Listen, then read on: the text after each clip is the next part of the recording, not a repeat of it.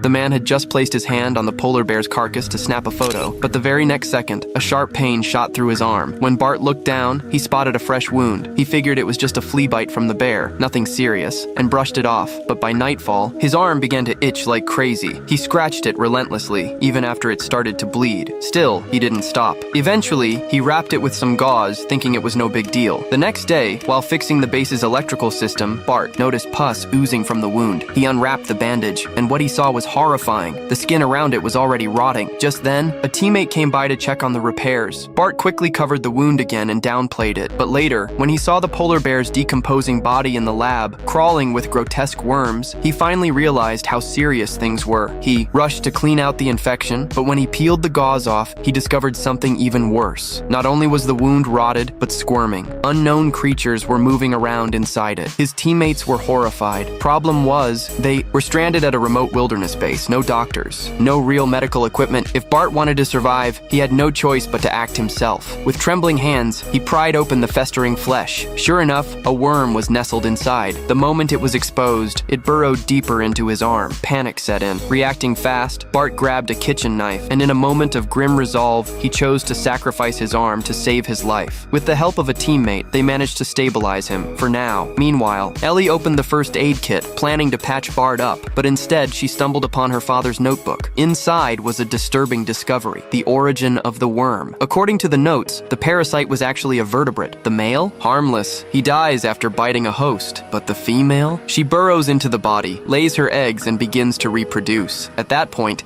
the situation had spiraled beyond anything these young researchers could have imagined. After some debate, they agreed they'd rest for the night and fly out the next day if they could make it that far.